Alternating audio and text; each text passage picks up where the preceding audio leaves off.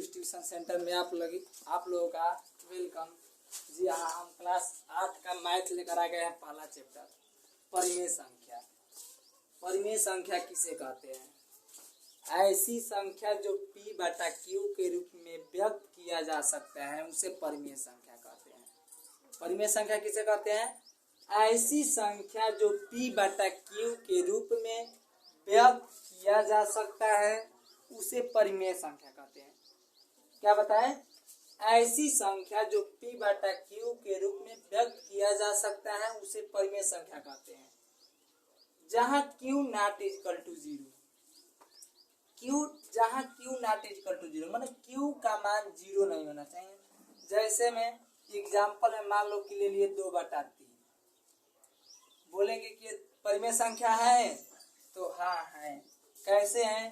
तो जो p बटा q के रूप में व्यक्त किया जा सकता है। हम क्या बोले कि जो p बटा q के रूप में व्यक्त किया जा सकता है उसे परिमेय संख्या कहते हैं। तो देखो p का मान 2 हो गया और q का मान भी 3 हो गया, यानी p बटा q के रूप में 2/3 है कि नहीं है? तो हाँ, ये परिमेय संख्या हो सकता है। लेकिन यहाँ पर ये कंडीशन दिया है कि जहाँ q नॉट इक्वल टू 0, इसका मतलब तो जैसे देखो मान लो कि लिख दिया कि 3/0, 3/0 परिमेय संख्या है? नहीं है। क्यों नहीं है? क्योंकि q का मान, अभी देखो लिखा है हमें, जहाँ q नॉट इक्वल टू 0 यानी q का मान 0 नहीं होना चाहिए। यानी देखो q का मान देखो तो क्या हुआ, q का मान देखो ध्यान से 0 हो गया ना। और जब q का मान जब 0 हो जाएगा तो q का मान 0 हो जाएगा तो ये परिमेय संख्या बिल्कुल नहीं होगी। क्यों? क्योंकि देखो p का मान तो कुछ भी हो जाना चाहिए लेकिन q का मान 0 नहीं होना चाहिए। q का मान यदि 0 हो गया समझो कि परिमेय संख्या नहीं है। कैसे नहीं है? क्योंकि देखो 3/0 यानी यहाँ पकड़ सकते 4/5 परिमेय संख्या है तो वहाँ है, 6/5 परिमेय संख्या है तो वहाँ है, 7/5 परिमेय संख्या है। लेकिन लिख दे 6/0 परिमेय संख्या है तो नहीं है, क्योंकि q का मान क्या है? 0। तब मतलब कि यही क्लास 8 का क्या है? मैथ है, पहला चैप्टर। हम लोग पहला चैप्टर लेकर आए हैं क्लास 8 का मैथ। जैसे देखो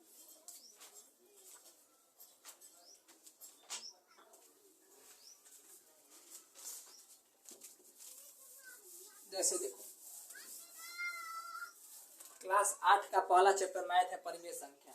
जैसे कि पहला प्रश्नावली हम चल रहे हैं, अब डायरेक्ट लेकर पहला प्रश्नावली 1A पर। 1.A में दिया है क्या? सरल कीजिए। पहला सवाल दिया है सरल कीजिए। जैसे में दिया है का 4/5 प्लस -2 बटा क्या दिया है?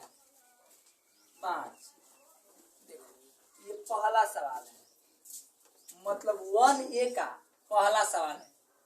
क्लास 8 का पहला मैथ परिमेय संख्या में 1 का पहला का पहला सवाल बहुत इजी है। देखो ध्यान से, इसमें करना क्या है, ये बहुत इजी है। पहले तो आपको 4 कंडीशन लिखवा रहे हैं, ये याद होना चाहिए। कभी भी याद करोगे ये काम करेगा। जैसे में देखो यहाँ पर हम लिख ले रहे साइड, पहला कंडीशन ये होता है कि माइनस और माइनस का गुणा क्या होता है, वो याद रखना। प्लस का गुणा क्या होता है? प्लस। माइनस और प्लस का गुणा क्या होता है? तो माइनस। प्लस और माइनस का गुणा क्या होता है? तो माइनस। इतना याद होना चाहिए, ठीक।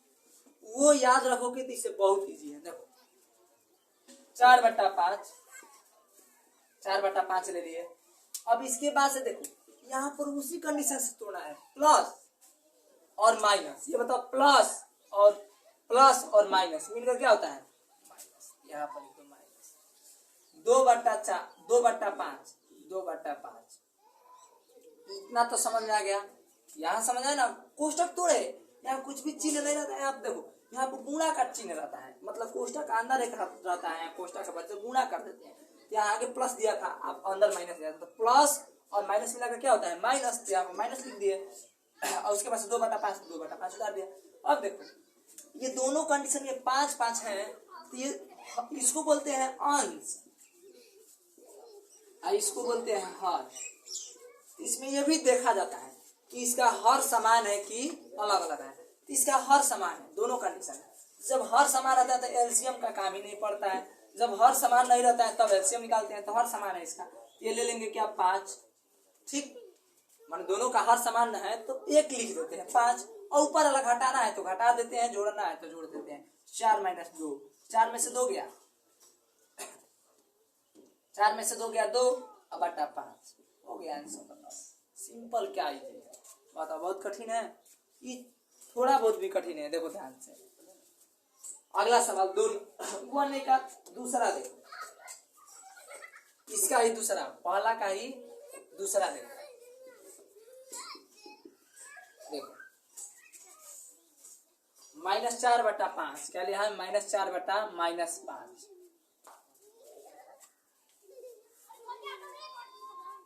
प्लस कोष्टक में हो जाता है 2/-5, 2/-5, ठीक। अब देखो जब दोनों में माइनस रहता है तो करते क्या है, जैसे में हम लोगों का गुणा में होता है ना वैसे ही हम लोगों का भागा में होता है। ये बाटा का मतलब क्या होता है, भाग। बाटा का मतलब ही क्या होता है, भाग।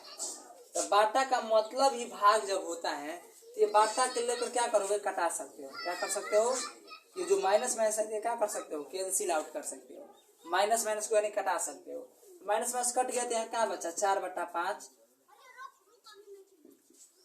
अब प्लस, जैसे नहीं समझ में आया यहाँ पे, जैसे में देखो माइनस रहता है तो माइनस को क्या करता है, प्लस हो जाता है ना।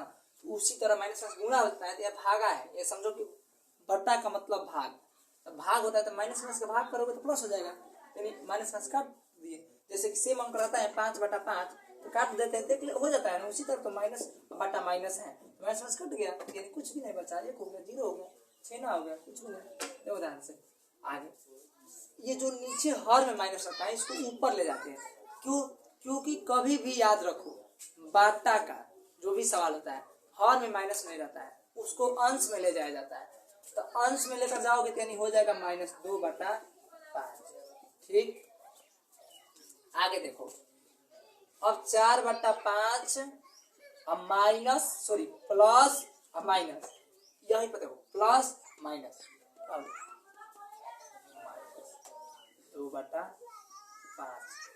5 के ये बताओ क्या करोगे, 5 क्या करोगे, ये 5 है तो माइनस, माने 5 हर समान है ना। हम बोले कि हर जब समान रहेगा तो क्या करना चाहिए, उसमें कुछ नहीं। जब भी हर समान रहे तो उसमें करना क्या है कि 1 ले लेना है। क्या लेना है, 1 मात्र ले लेना है, और उसको ऊपर घटाना का चिन्ह है तो घटा दो, अब जोड़ का चिन्ह है तो जोड़ दो। 4 अब -2, 4 में से 2 गया 2, अब बाटा क्या हो जाएगा 5। समझ में आया, बराबर आंसर हो गया। बताओ इजी है कि नहीं है, बहुत इजी है। अब इसी प्रकार हम लोग चलते हैं दूसरा सवाल पे। जैसे कि